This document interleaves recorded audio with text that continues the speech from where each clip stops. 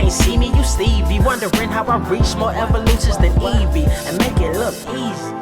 What is up, Earth's mightiest subscribers? It is your boy Ernie the Blerd Without Fear. Welcome back to the channel. Also, welcome back to another round of the best comics this week, the show where I give you 4 of the best comics I read each and every week, tell you a little bit about them, why you should be checking them out, and yeah, that's it. Before we get into it, I do want to remind you, if you enjoy videos like these, make sure you hit that like button. Also, there's a new feature called Hype. Use that Hype feature because it helps recommend this video to even more people. The YouTube algorithm kind of likes to hoe your boy out on videos like these. But yeah, also, if you want to make sure you don't miss more videos just like this one, hit that subscribe button and tap that notification bell. That way you don't miss anything. Anyway, let's start out with our first. So I actually struggled with what books I wanted to put on this week. This was a huge week, tons of good comics, and yeah, I actually fought with this one tooth and nail. But we're gonna try and keep it to 4, and that's just what we're gonna do. Sometimes, you know what, it makes the 4 that we talk about really makes them feel like the cream of the crop. Let's start with Transformers number 26. This issue does a really good job of something that I feel like Daniel Warren Johnson had been kind of inching toward during his 24 issue run. Something that I had kind of been positing is like, oh man, would it not be wild if we got a Transformer series? What if they decided to play outside of their normal roles?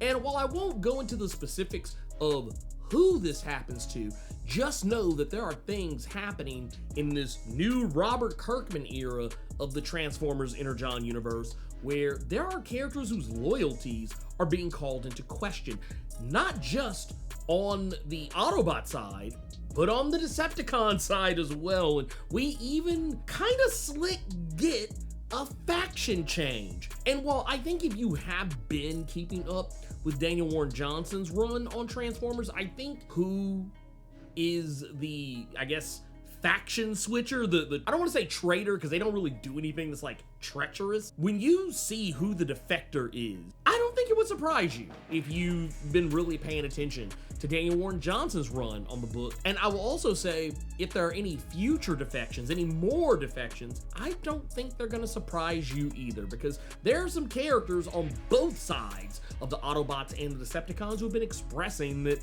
they're not happy with the way things are. There's Autobots back on Cybertron who aren't happy with what Optimus Prime is doing. There's Autobots on Earth who, I won't say aren't necessarily happy with what Optimus Prime is doing, but they are questioning his leadership. And of course, there's Decepticons who are kind of iffy on what's going on. And there's even some airing of grievances between some other Decepticons that comes up kind of casually in this issue, talking about who did what to who and who's responsible for this, that, and the other thing. It's really good stuff. I like when Robert Kirkman was initially announced to be taking over Transformers, I wasn't worried that he wouldn't be able to tell a good story, because obviously he's been doing a fantastic job over on Void Rivals. It's literally one of the best books in the Energon universe, and that's a tough call considering how good Transformers has been. However, I knew Robert Kirkman would be able to knock it out of the park.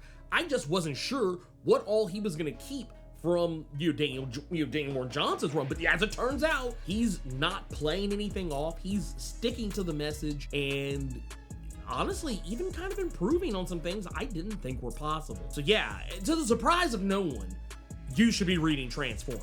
Next up is going to be Godzilla Escape the Dead Zone number 4. This issue is one that at first I wasn't really sure where it was going with how it opened up. I was thinking like, oh, are we getting, some kind of like backstory that's in connection to the new characters we were introduced to, Runt and Glass Eater? But no, that's actually not what it is.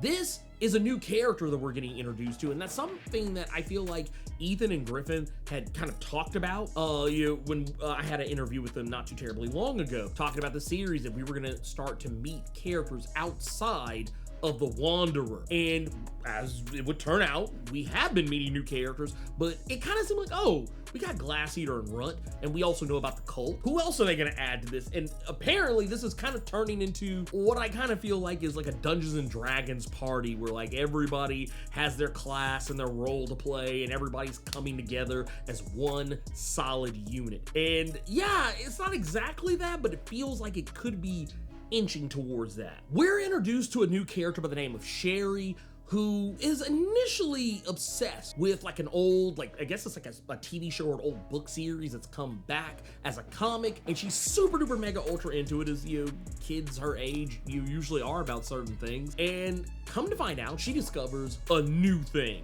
to make her entire personality. Lo and behold, in the world of Godzilla, it's Godzilla. And it's kind of funny, she kind of goes on this journey that's very reminiscent of like, if you ever played like the old Pokemon games, really any Pokemon game, kind of reminded me of that, where like, you know, kids just wander off into the world, they leave a note for their parents or tell their parents directly and then just disappear, and everybody's like, this is totally normal. It's not really totally normal, but like, yeah, she just wanders off into the dead zone and shenanigans happen as a result. And while it's difficult to kind of talk about her character without really bringing this up, she does wander into the dead zone and become mutated by the excessive levels of Kaisei energy in the dead zone. And that's really all I'll say about it. You know, everything else is pretty obvious, but what I think is really cool about this is that her involvement in this kind of tells us a little bit more about the other characters. Everything about Sherry being introduced gives us a little bit, I won't say any more about Glass Eater, because Glass Eater is Glass Eater. I think you kind of know off top whether you're a Glass Eater fan. Like if you're in Glass Eater Hive or not, I think you're gonna know from the word go. But like, it kind of tells you a little bit more about Runt in a time where I feel like we know a fair bit about Runt. He's kind of between Glass Eater and himself. He is the more warm and caring of the bunch, but we learn about some of his other interests as a result of Sherry. And we also kind of learn maybe a little bit about the naivety of the Wanderer as a result of Sherry showing up. But I also feel like in introducing Sherry, it creates a environment where we get to see Glass Eater act in such a way, and the Wanderer as well, both acting in ways that are kind of already playing against their type, and for the better. And I'm here for it. All right, so this next one is one that I'm gonna have to do this one a little bit differently, just because I wasn't able to get images for these particular books, at least by the time I recorded this. We may have found them by then. But I do want to recommend Die Reloaded #1. This is a new book that just dropped. It's a sequel to another one of my personal favorite series that over here, bam, Die. This is also by Kieran Gillen and Stephanie Hans. It was a series that was about a group of kids, 6 in total, who get snatched away into a mystical, magical world that's not unlike the realm Dungeons and Dragons, only to return a couple of years later and everybody is wondering what actually happened to them. They became urban legends, very similar to all the satanic panic that circulated Dungeons and Dragons back in the 80s. You fast forward to many years later, the kids who got snatched away into this magical world, where they're now older, they've been traumatized to hell and back because of this experience, which you would think, oh, they got sucked into a magical world, they should have been happy. No, it was awful, it was terrible. Well, now those people as adults, having gone through that trauma, got sucked back in, and it was even worse the second time than it was the first. And now that they've escaped yet again, by the time you get to the end of, and this is like 20 issues right here. You get it, Die, 20 issues, D20, you get it. Anyway, even though they escaped that second attempt, well, now it's happened again.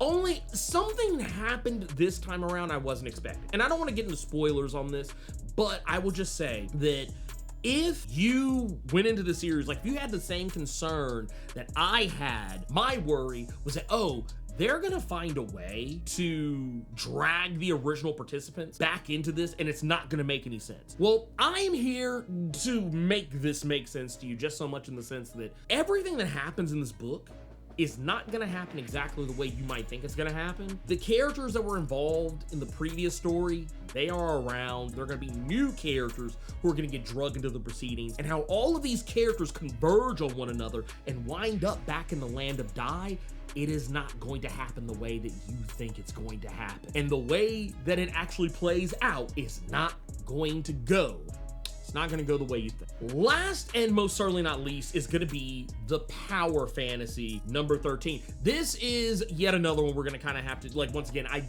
wasn't able to get any images for this one right away, but I got the book right here. Just know, if you have not been reading Power Fantasy, and this is what's gonna make this one a little bit tougher to recommend, is because this is the worst first issue to start with because so much has happened. But the reason why it is so good is because this is the issue right here that I think a lot of diehard the Power Fantasy fans have been waiting for. This is the issue where everything, with the exception of one thing, has been laid bare. All of the secrets that have been mounting for the past 12 issues, all of the sneaky, dirty, backdoor dealing, wacky shenanigans, everything that Eddie Ann has been plotting, everything that Magus has been plotting, everything that the Heavy has been up to, and even to a lesser extent, the things that Valentina has and have not done, all of it comes to a head in this issue. Truths are revealed, and that's really all I can say about it. I cannot say anything else. Anything else to go any further deeper into it would be a spoiler, but just know that if you're one of those people that you're like, man, I really can't wait for the issue where Kieran Gillen just lets us have it, just tells us what the hell has been happening, why has all this been happening, how far does the rabbit hole go, this issue is going to be the one to clear that up for you. Now, I know it's kind of crazy, right? We actually had two Kieran Gillen titles, which is, to be fair, that happens. It's a thing. But you know what? I'm here for it. I'm actually positively here for it. This is the way the gods intended. But yes, thank you all so much for checking this video out. I hope you all enjoyed it. And if you did, let me know what's some of your best comics this week. Also, don't forget, on the way out, hit that subscribe button and tap this notification bell so that way you don't miss out on videos like these, because YouTube does not like recommending them. But yeah, do that. That way you don't miss out on future videos and you can learn more about comics you may not even know exist. But yeah, let me know what were your best comics this week. Let me know if you've checked out the ones I recommended. Let me know what you thought about them. And until next time, keep it plus ultra in the comments. We will see you all next time.